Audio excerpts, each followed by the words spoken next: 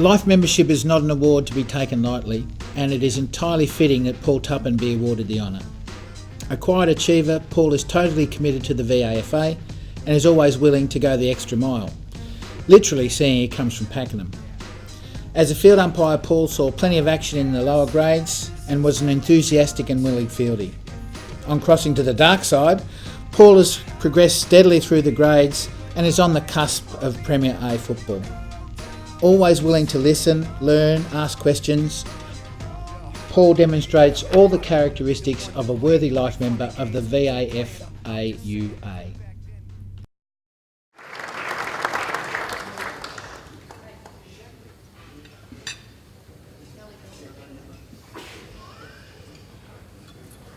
Tups, congratulations. Firstly, I must go back to my days when I was a very enthusiastic member at the Yarra Valley Old Boys Football Club, and on behalf of Yarra Valley, sorry about all that. Yeah, sorry.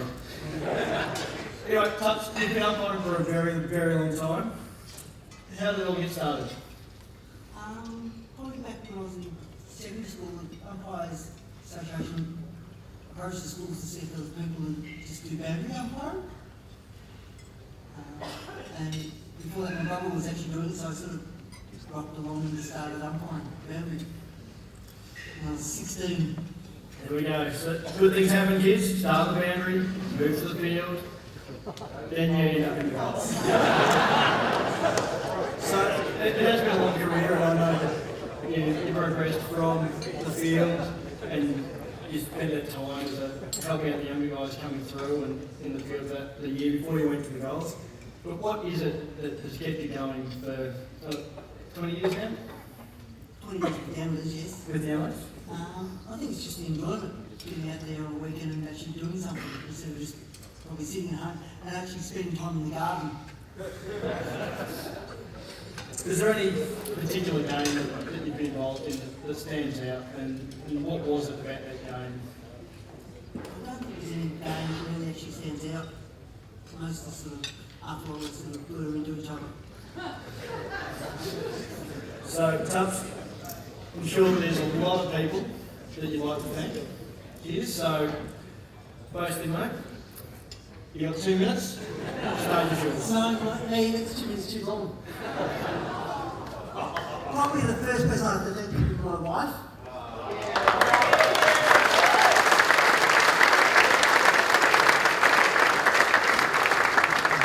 There's probably only about half a dozen games she hasn't come to. She actually comes along and actually watches me every day.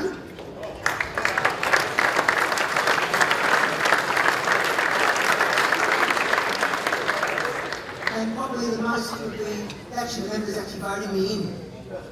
Probably recognise that that's probably it. And that's what I'd say thank you. Ladies and gentlemen, now is our time to induct our second life member. And the beauty about this one is he's got no idea what's going on.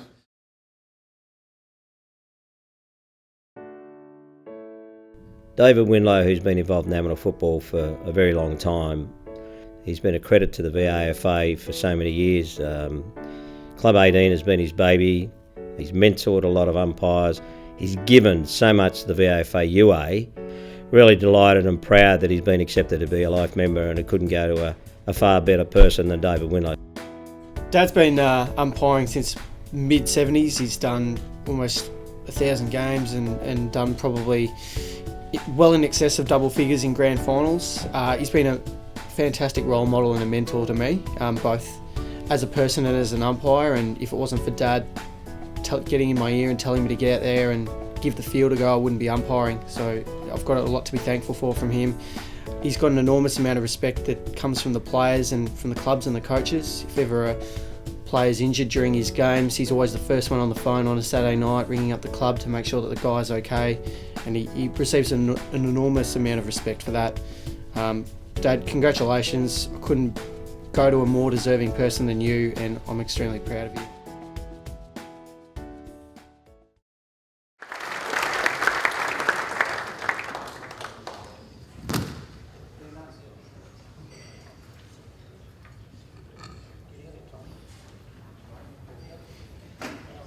flash Dave. Possibly a bit of a shock.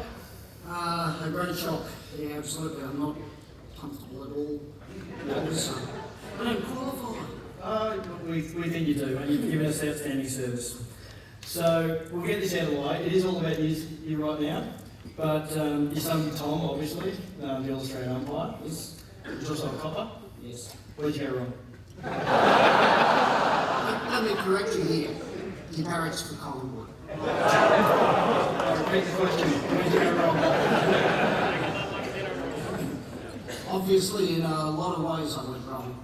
Very proud of Tom and his achievements this year, and actually thinking about some parallels that might be relevant for some of the young people in the audience who are thinking about umpiring.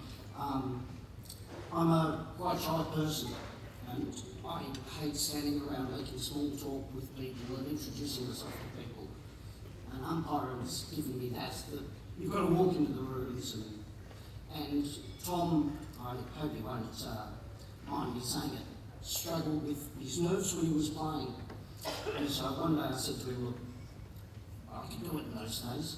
You're coming down umpiring a game with me, didn't give him any notice. And I was hacking it.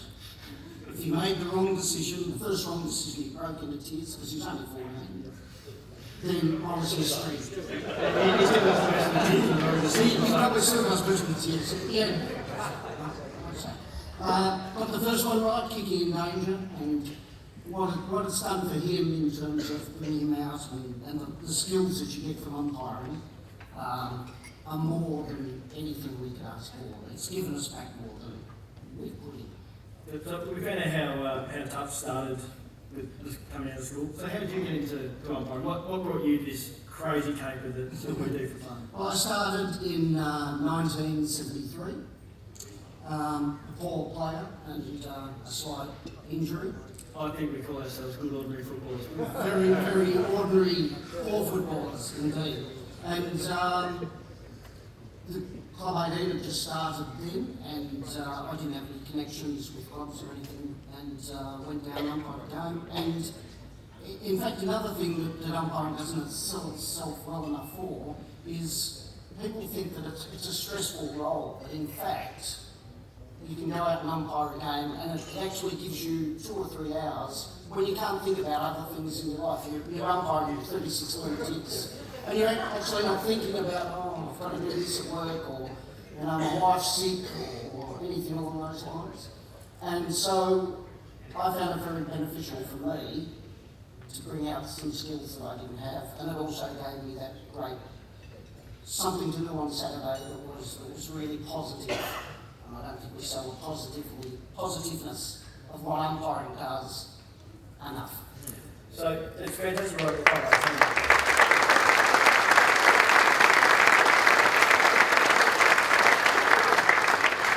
The Club 18 competition it's really been your baby for a number of years. So what was it about the clubbies that just dragged you in and just kept you going? Because I think was it around 20 years that you were coordinating the umpiring appointments? Yeah, over 20 years. So the Club 18, for those who don't know, started off as a separate competition some 43 years ago. And in the early days, we had standalone clubs like Bloods, who was comprised a lot of the band members from Australian Crawl. We used to play against, so you can imagine the type of spectator, female-wise, that they used to draw to their games. In fact, if you don't mind me saying, we had a grand final at Powerhouse, and all of the Bloods' wives and girlfriends turned up, and they especially made T-shirts for the grand final because they're playing Port Colts, who are a very tough team. And the T-shirts all had across the front, "We bleed for Bloods." I don't know why you do that, but like Port Colts, who had a couple of the Goss boys and Sammy Holt and Buster Harlan, very tough team, and Gary Sweet, the actor, who won the Best and Fairest. So it was a social competition with a lot of good players. And then some years later, umpiring clubbies that was standalone and became an important part of the amateur competition. And at that stage, we were short of umpires. I spoke to Michael Steadman and said, well, why don't some of my umpires double up and do an under-19s game so you guys are not running on your own? And just led on and on and on to the point where you know, the umpiring and the provision for umpires and getting 2 umpires to each game was just something that Paul Beagle and I have worked very hard to achieve.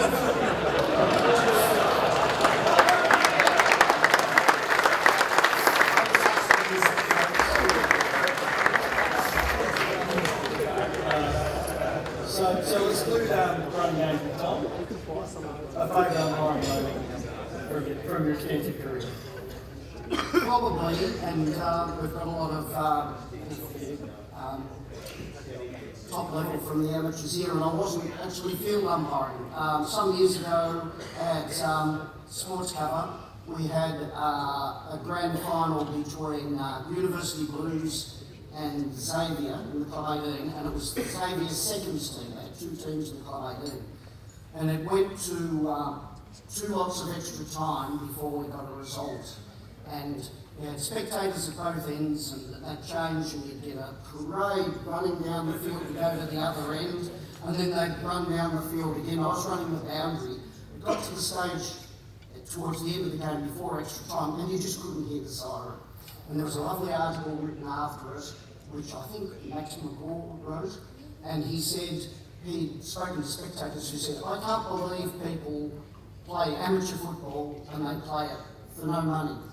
And they play it with such passion. And you see the game that day, and Michael was there, and Benny, and a lot of other people. And you don't have to be a field umpire. It's just great to be part of such a sensational day. And that's what amateur football's about. Fantastic. So, Dave,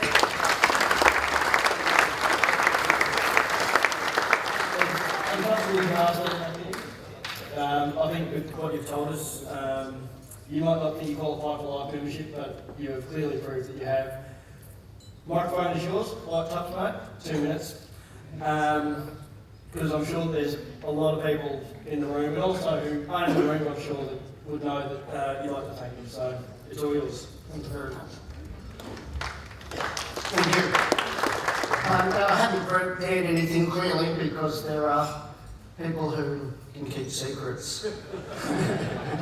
And it would be remiss of me to single out particular people. Obviously, I would like to mention Benny, with whom I've sort of come to build, I believe, a rapport, and it's developed umpiring and produced good results with the amateurs.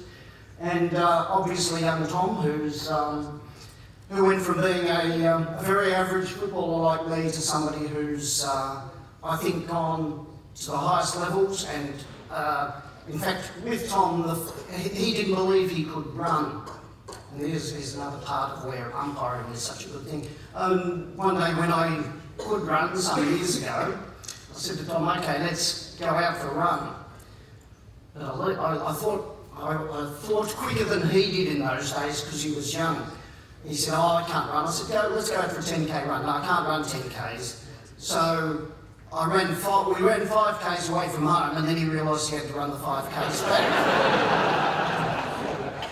But of course, even at 14, he absolutely walloped me, and I think he came to some sort of realisation that he could run and he had some skills, and it's developed to the point where he's got a lot out of umpiring the same as I have. And I would be remiss not to thank my wife, who's not here, because she's been through periods of illness where, as I said, umpiring was a great stress reliever. So you could get out on Saturdays and not think how terrible your life was, because you were running around with a bunch of lunatics and not thinking about things. And I think that's important for us all to reflect, and I'd like to encourage any young people who are running the boundary. I still run around and chat to them. I mean, there are people here whom I've recruited who've been running around doing reserves games and don't think they can do anything more.